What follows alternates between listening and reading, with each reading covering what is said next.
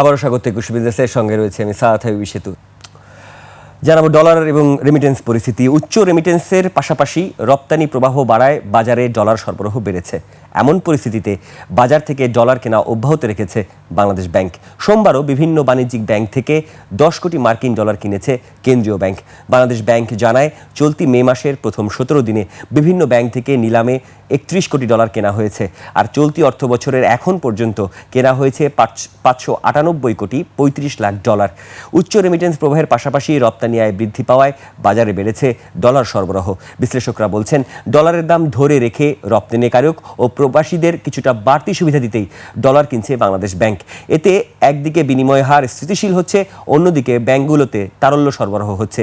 এদিকে চলতি মাসের প্রথম 17 দিনেই প্রবাসীরা দেশে পাঠিয়েছেন রেমিটেন্স, যার পরিমাণ 217 কোটি 70 লাখ ডলার, যা গত বছরের একই সময়ের চেয়ে 35% বেশি। প্রতি বছরই কোরবানির ঈদকে সামনে রেখে প্রবাসীরা বাড়তি রেমিটেন্স পাঠান।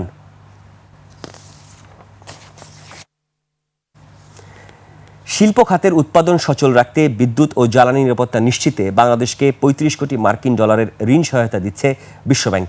সংস্থাটির ঢাকা অফিস জানায় বিশ্বব্যাংকের বোর্ড সভায় এই অতিরিক্ত ঋণ সহায়তা অনুমোদন পেয়েছে। বিশ্লেষকরা বলছেন মধ্যপ্রাচ্যের যুদ্ধাবস্থায় যখন গোটা দুনিয়ার দরিদ্র দেশগুলো জ্বালানি সংকট নিয়ে দুশ্চিন্তায়, তখন বিশ্বব্যাংকের এই অর্থায়ন দেশের জ্বালানি নিরাপত্তা জোরদার করতে বড় ভূমিকা রাখবে। এর আগে গত বছর অর্থাৎ 2025 সালের 18 জুন বিশ্বব্যাংকের নির্বাহী পরিচালনা বোর্ড বাংলাদেশের জ্বালানি নিরাপত্তা নিশ্চিতের লক্ষ্যে প্রথম দফায় 35 কোটি ডলারের মূল প্রকল্পটি অনুমোদন করেছিল। 2031 সালের 31 ডিসেম্বর পর্যন্ত এই প্রকল্পের মেয়াদ নির্ধারণ করা হয়েছে। নতুন করে যুক্ত হওয়া অতিরিক্ত 35 কোটি ডলার এর ফলে এই প্রকল্পে বিশ্বব্যাংকের সহায়তার পরিমাণ দ্বিগুণ হলো। 5 দিনের ব্যবধানে ভারতে পেট্রোল ও ডিজেলের দাম ফের বাড়ানো হয়েছে। রাজধানী দিল্লির জ্বালানি খুচরা বিক্রেতারা প্রতি লিটারে প্রায় 0.9 রুপি দাম বাড়ানো হয়েছে বলে জানিয়েছেন। ডিলারদের দেওয়া তথ্য অনুযায়ী নতুন মূল্যবৃদ্ধির পর দিল্লিতে প্রতি লিটার পেট্রোলের দাম 97.77 রুপি থেকে বেড়ে দাঁড়িয়েছে 98.64 রুপিতে। অন্যদিকে প্রতি লিটার ডিজেলের দাম 90.67 রুপি থেকে বৃদ্ধি পেয়ে হয়েছে 91.58 রুপি।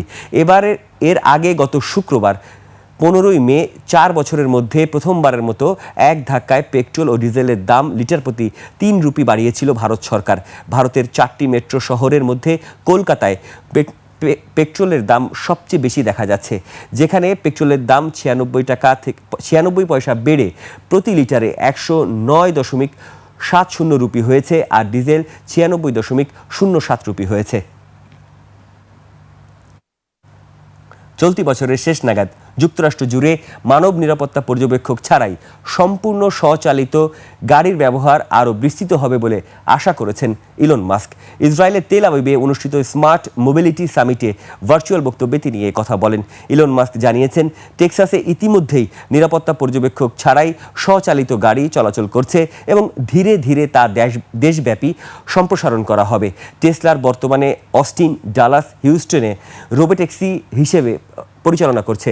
তবে রয়টার্স পরীক্ষা করে দেখা গেছে যে এসব সেবায় দীর্ঘ অপেক্ষা, মাঝে মাঝে সেবা না পাওয়া এবং যাত্রীদের গন্তব্য থেকে দূরে নামিয়ে দেওয়ার মতো সমস্যা তৈরি হয়েছে। গত নভেম্বরে টেসলা যুক্তরাষ্ট্রের অ্যারিজোনায় রাইড হেইলিং সেবা পরিচালনার অনুমোদন পায়। যদিও ইলন মাস্ক দীর্ঘদিন ধরেই স্বচালিত যানবাহন নিয়ে উচ্চাভিলাষী পূর্বাভাস দিয়ে আসছেন, যার অনেকগুলোই নির্ধারিত সময়ের মধ্যে বাস্তবায়ন করা যায়নি।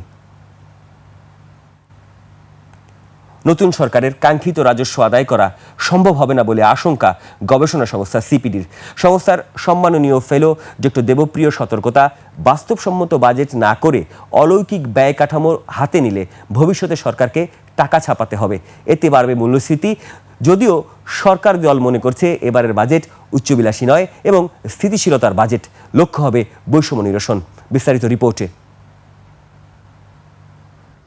আয় ব্যয়ের সাথে বর্তমান অর্থনৈতিক পরিস্থিতি নিয়ে এসডিজি বাস্তবায়নে নাগরিক প্ল্যাটফর্মের এই আলোচনা, যেখানে সবচেয়ে বেশিবার সামনে এসেছে 42% কর আদায় বাড়াতে এনবিআর এর সক্ষমতার ইস্যু।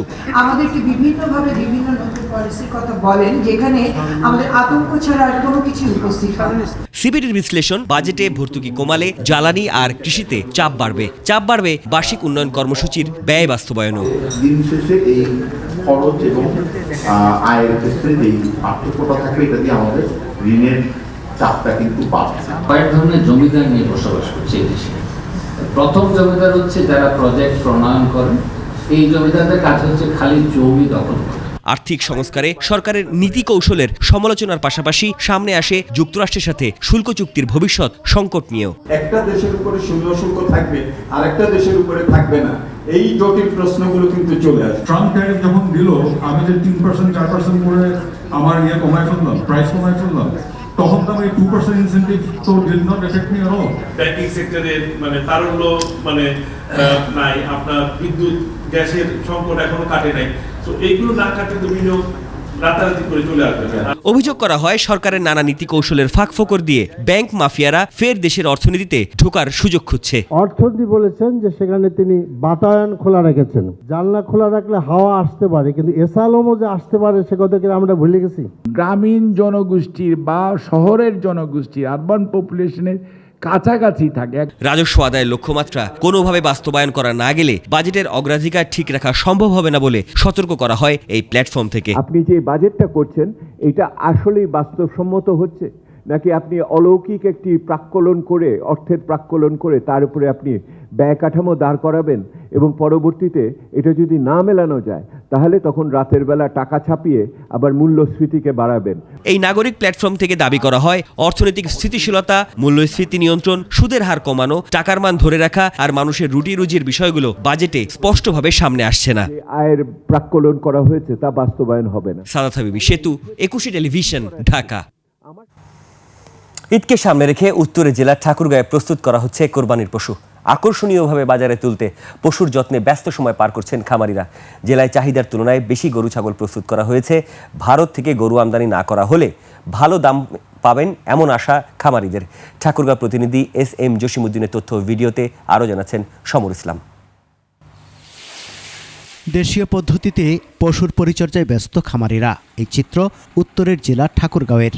জেলার প্রায় প্রতিটি খামারে দেশি গরুর পাশাপাশি অন্য জাতের গরুও রয়েছে। খামার মালিকরা বলছেন ভারতীয় গরু না আসলে ভালো দাম পাবেন তারা। কুরবানির জন্য আর কি 200-250 মতো গরু পালা হয়েছে।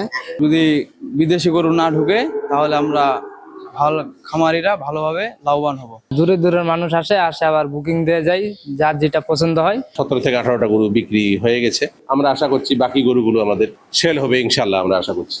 জেলার 78,443টি পশুর চাহিদার বিপরীতে 5,642টি খামারে কোরবানির জন্য প্রস্তুত করা হয়েছে 95,436টি পশু। একটা ভেটেরিনারি মেডিকেল টিম প্রতিটি উপজেলায় কাজ করবে এবং তারা হাটে বাজারে এগুলো মনিটরিং করবে এবং জরুরি চিকিৎসা সেবা দিবে এবং প্রয়োজনীয় পরামর্শ প্রদান করবে। খামারিদের নিয়মিত পরামর্শ, চিকিৎসা সেবা ও প্রয়োজনীয় সহযোগিতা দেওয়ার কথাও জানান এই কর্মকর্তা। সমর ইসলাম, 21 টেলিভিশন।